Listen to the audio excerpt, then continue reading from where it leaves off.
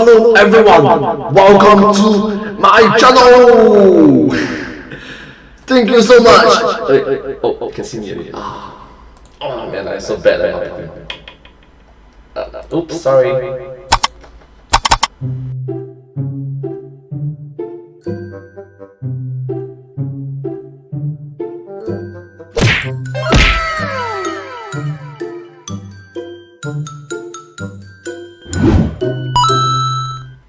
Hello everyone, and let's start. Let's start.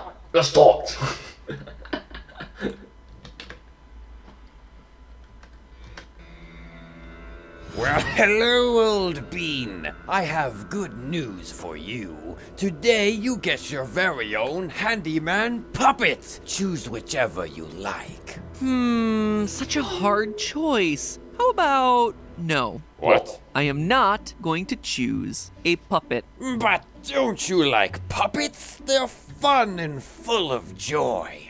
No, actually, they aren't. You are a creepy puppet. Your puppeteer over there is wearing a black hood over his head. Clearly, you've taken over his body and are just trying to trick me to fall for the same thing. Hate to break it to you, but it ain't my first time at this rodeo. But some... True, it's not the first time on this radio. Just saying.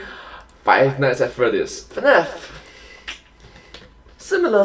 say the bond between a puppet and his puppeteer is magical. Oh, come on, man. You're even emphasizing the words that are tipping me off to your plan. You see what you're doing here? The bond is magical. Wow. Really can't imagine what's happening here. Listen, Mortimer, that's what you said your name was? Listen, Morty, if you want to really trick someone, just talk like a normal person, puppet, supernatural creature. Your little self-congratulatory in-jokes that you think are so clever, we all get it, man. We all know what you're doing. So I'll put you down as a no. Also, hide Gimpy back there. He ain't doing you any favors.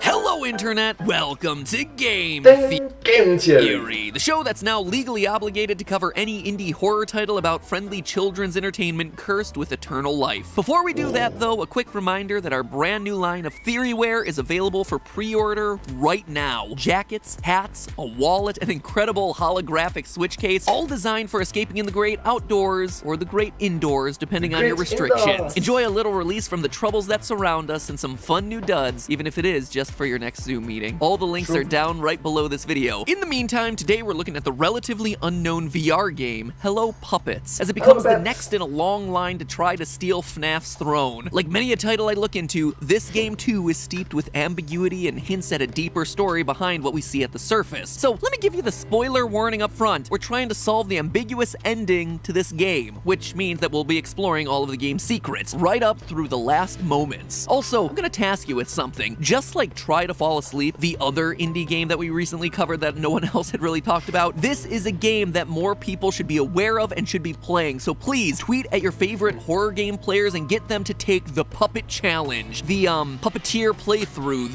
the Puppeteer playthrough. Sock Puppet Slam. I don't know, you come up with the catchy phrase. Corey X Kenshin, he's back making videos again, so maybe he'll do it. Jack, usual suspect. Mark, maybe he'll stop yelling at Sour Patch Kids to play the game. And when they inevitably have a reaction like this, what? That's it? What was that ending? What's going on here? You can tell them what's up because you learned it here first. So let's start at the beginning for anyone who hasn't played the game. Hello Puppets puts the player in the shoes of an unnamed college reporter investigating an old warehouse where homeless people have been reported to go missing. The warehouse was once a television workshop for the kids' program Mortimer's Handyman, a puppet show ripping off the Muppets. In fact, posters on the wall describe it as being better than the Muppets. So shots fired there.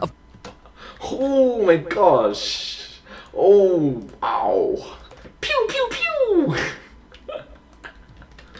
Of course, the Muppets have been around for decades and didn't ever start kidnapping and possessing humans, or at least they did a better job of covering it up. Either way, it's none of my business. Mortimer's Handyman started in 1985, since apparently all horrific murderous children's content originated from the mid-1980s, and had an abrupt ending when a mysterious fire burned out.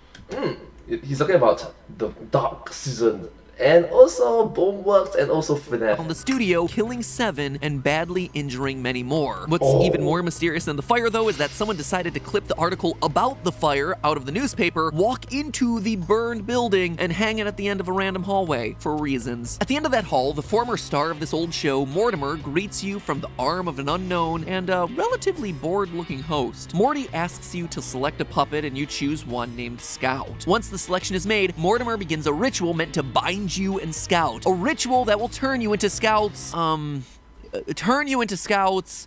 know that there's a word for this. It's an inanimate object that you control with your own body. I'm not too sure, maybe Puppet, I guess? In order to make it seem like a living creature. Anyway, the ritual doesn't actually work. Instead of becoming a mindless husk for your puppet, you retain all of your basic functions, much to the frustration of your new arm companion. No. No, You're supposed to be out! A zombie! Zonked! I'm supposed to control you completely! It's at this point that I have to reveal the secrets of the story. Spoiler warning. Alert. Well, technically speaking, if you play the game, the game explains itself, isn't it? Correct? Right? Yeah. Spoiler warning. Let's go. I don't have time to explain everything to you, but basically you're in a decommissioned soundstage filled with murderous sentient puppets, and now they want to drain your life force in order to sustain themselves so they can bring their canceled show back to life and take over the world. But hey, that's just an in-game explanation of what's really going on. But hey, that's just an in-game explanation of what's really going on. Thank you so much for watching this video. Thank you.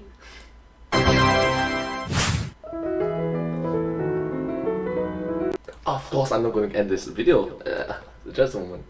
So, with all that being said, what am I covering today? Well, stay tuned. We're about to get to that. As the story continues, we learn that Scout has failed her exam to become a full, free-roaming puppet twice in the past. You've had 2 failed tests in the past. The 3rd attempt will be your last. After realizing that she's failed yet again, a disillusioned Scout convinces you to help her to escape. Conveniently, even though your ritual technically failed and you're not a zombie puppeteer, you eventually learn that you and Scout are able to swap brains, where you can enter her consciousness and take over her puppet body, and she can do the same to you. After a long series of fighting henchmen, solving puzzles through your combined human puppet brain abilities, you finally make a dramatic dash for the exit. But in the process of opening the final door, Scout's arm gets caught in some gears and it gets torn off. Over the next minute, Scout professes her friendship for you, before suddenly and inexplicably dying, leaving you to presumably escape onward into freedom. It's kind of presumably sweet, but also logically a really weird moment. She lost her arm, sure, but she's still a puppet. It's not like she's bleeding out or beyond repair or anything. Everything around you in the game is some kind of torn apart and sewn back together version of an animal or a puppet, so immediately there's something here that doesn't make a whole lot of sense, but we'll come back to that. Right after she dies, like, it's a puppet, it's not just dead, you can remove Scout from your hand. The whole world gets washed out with a bright white light, and you find yourself sitting in a theater with a bunch of stuffed bears watching the credits. And from there, that's pretty much it. If you let the game keep running, you just start back where you originally began in the first hallway of the game, as though nothing ever happened. So, what happened? Did your character just escape? Did the puppets die? Time loop? Most importantly of all, though, did we end up starting that talk show? Shake if you want the talk show. A talk show? I like that. We'll call it, like, Talk to the Hand. Things are suspect, right? Yeah. Talk to the hand.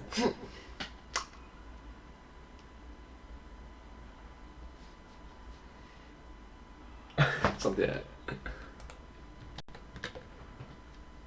From the beginning of the game. During the ritual sequence, your character seems to teleport to a void with a rickety bridge. You're supposed to be absorbed at this point by Mortimer, but instead a door opens up with Scout's face peering back at you. With little choice, you run towards the open door and find yourself back in the real world holding Scout. After this, you're the only host who has any sort of agency ever in this process. Over the course of the 100 or so times that we're led to believe the puppets have performed this ritual in the past, it seems to have worked totally fine with everyone else that they've chosen as a victim, so why did it not work for you? Was it something you did? Why are you spared the mind meld that everyone else underwent? We see during the game's tea party scene that Anthony Pearson, a paranormal investigator whose recordings are littered around the studio, has been fully integrated as a host for the puppets. In fact, he's Mortimer's puppeteer from the very beginning of the game. He's a lifelong paranormal paranormal investigator with an Illuminati tattoo. He would certainly have been more prepared for an incoming puppet curse than, you, college journalist, but somehow the ritual worked perfectly on him. That idea makes me scratch my little theorist head and ask, what if it wasn't you? What if this whole thing wasn't an accident? What if the entire time you were meant to not be fully under Scout's control? What? Mortimer was performing the same ritual we know that he's performed many, many times in the past. If the meat locker scene in this game is any indication, it may have been dozens to hundreds of times before this one moment. So this isn't the kind of glitch caused by inexperience or unfamiliarity. So what if instead we conclude that Scout couldn't take control of us because that wasn't her goal in the first place? What if we entertain the idea that you're working with Scout, your fight through the warehouse, and even your escape was all intentional? Was all part of a plan. Let's look at the evidence. Both Mortimer, the leader of the handyman, and Scout, your own personal puppet, seem to want you to escape from the get-go. Scout is obvious, right? She literally just tells you that if you can't escape, you both die. Mortimer, though, is a little more subtle in his pushing, but not entirely. And why is Mortimer helping us? That makes no sense. Aside from leaving bits of his security badge around for you to find, Mortimer explicitly gives you an opportunity to escape when you first meet him. Not even a tough opportunity either. He just wants you to pour tea with milk and sugar for each of the puppets. If you're British, you'd argue that you should have put the milk in first, but other than that, Mortimer isn't exactly quibbling over the details. When you succeed, Mortimer starts talking about letting you go. Host and Scout, I propose a competition, a kind of compromise, where possibly neither one of you dies. And it's only Riley's protests that make it seem like you need to escape. As she starts yelling about how you and Scout are her property, Mortimer slams his puppet hand on the table in order to flip out the control panel for the room. For as ominous as Mortimer is, he also never poses any direct sort of threat to you. Other puppets send henchmen to stop the player, or set up puzzles that are impossible to pass, but Mortimer, he just keeps things moving along. So what is the goal here? Why help you out? Well, again, Scout has already explicitly told us this. Basically, you're in a decommissioned soundstage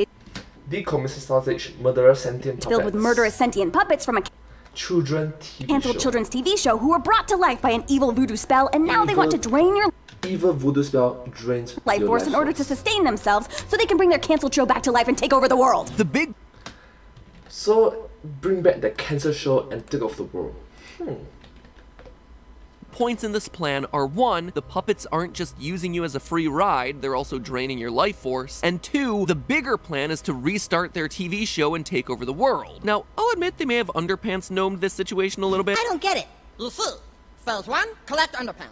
Phase 2, phase 3, profit. But it still paints a picture of what they hope to achieve. There are some hints throughout the game that they've Wait, stage 2 is what? already started recording whatever this new show is, but there's a bigger issue with making content than just the making of it. They need to broadcast it, at which point, presumably, it just takes over the world. I guess no one told them that cable isn't a thing anymore and that they're gonna have to contend with 8,000 different streaming services. But whatever, welcome to modern times. The point is that the logistics of getting a TV Disney, Netflix. show on the airwaves, even if those airwaves are just YouTube internet waves, are a tough ask for a puppet who we established in the game as not being able to read. That's right, one of these puppets is even supposed to be a brilliant scientist, but they're totally illiterate, as you find out when you have to read everything for them in the game. So immediately we know that they need a real intact human being and not a zombie to get to the final stages of their master plan. They're gonna need people, or at the very least a little basic reading comprehension to actually air their show, which means that they're not gonna just want passive human hosts. They want that brain swapping ability that we see between you and Scout. Your connection between puppet and human isn't an accident there. It's a necessity for them to get what they want.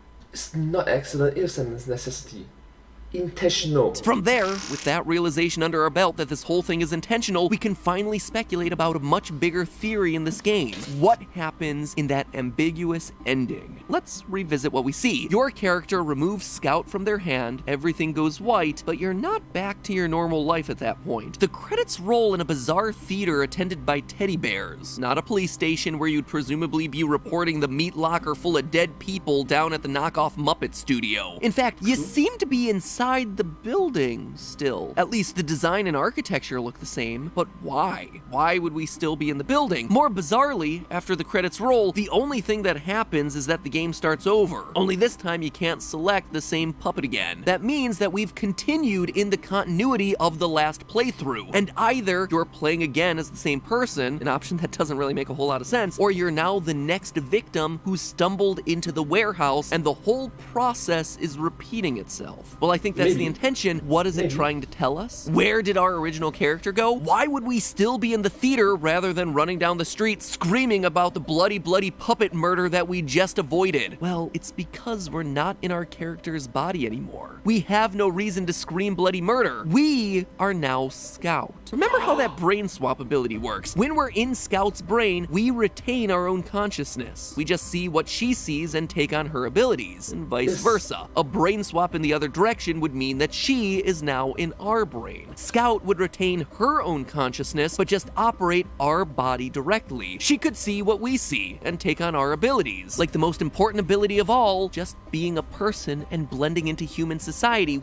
Communicating with other people, because after all it's a broadcast, you need to have other people involved. Which, you know, might be a little bit helpful if you happen to be a sentient puppet who's trying to help your evil puppet friends launch a TV show in their attempts to take over the world. Wow. To take over the world. Maybe. It's just a game though. Or is it? Scout dying by losing an arm doesn't make a whole lot of sense either. I was willing to go with it because the writing of that scene was touching, but under the cold light of logic, it's much harder to tell what actually is happening here. Scout stops talking and is no longer sewn onto us, but almost immediately following that, our whole view fades to white. Under normal video game conventions, this fade to white would be us passing out? Dying? If it's just us escaping, then why not have us actually walk through a door? Why not show us the outside world? Well, it's because we're not escaping. The more logical answer here is that this whiteout moment is the final brain swap. Scout leaves her body, sure, which is why it's lifeless and the stitches come out. But she didn't just die. She brain swapped into our body. Instead of taking us on as a passive host but still operating as a puppet, now she can operate as a fully fleshed person. The puppets have managed to remove the middleman in their quest for world domination by directly possessing humans rather than just using their life force and getting someone's hand shoved where the sun don't shine. When the game starts up again after the credits roll, the process repeats with a when the sun don't shine, that's a bit weird though. puppet failing to take over your body, then coercing you into a false sense of security and camaraderie before making the ultimate brain hop and adding you to the crew of the world's deadliest kids TV show. At least as far as we know. Those Muppets are looking mighty shifty over there. But hey, that's just a theory. A game theory. Thanks for supporting this channel, honestly, guys. The best ways to do that right now are to 1, watch more videos. No sweat, right? Just fall asleep to... Oh my gosh, you only have 12.6 million viewers. Right now, I last checked, he got 14.3.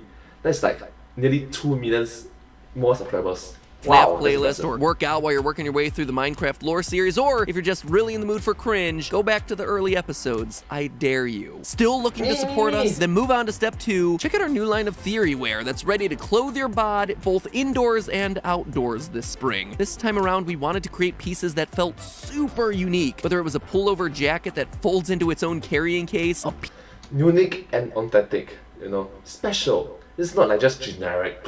Keep a chew backpack tag to give you a squeeze and help you through the day, or a gorgeous holographic switch case to take your console wherever you're headed, even if it's just from your living room over to the kitchen. Almost every piece in this collection is made of ultra lightweight, easy to clean fabrics that are waterproof and wind resistant.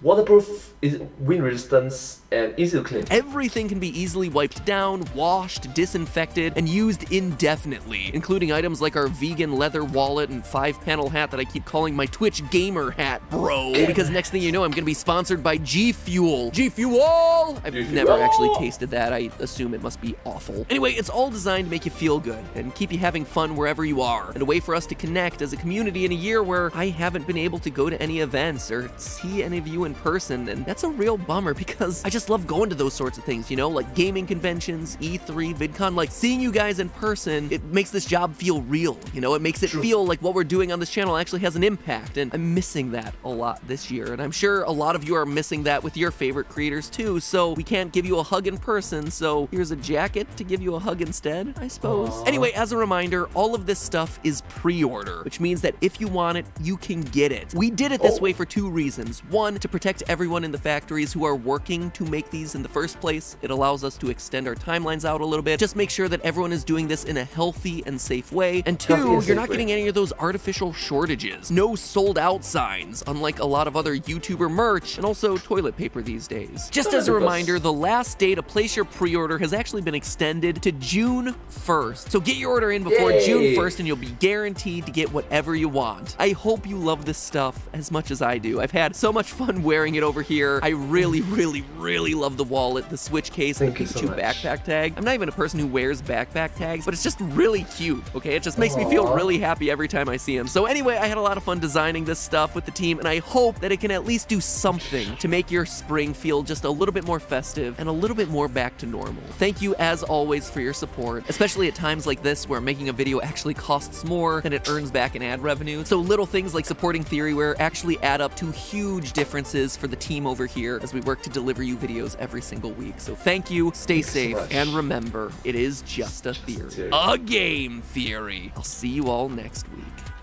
See you in the next video, by the way. Thank you so much. If you do like this video, please remember to like, share, subscribe to my channel, and comment down below if you have anything to share with us. Thank you so much, and I'll see you next time. Remember to follow my channel as well. Thank you. But hey, that's just a theory. A game theory. Thanks for watching. The game theory.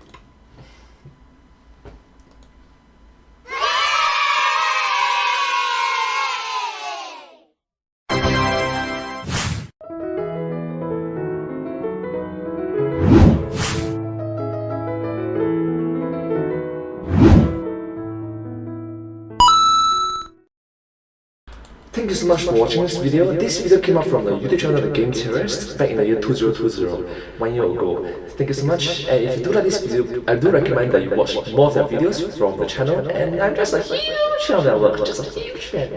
So yeah, thank you so much for watching my video. I hope to see you in my next video. Bye bye! Thank you.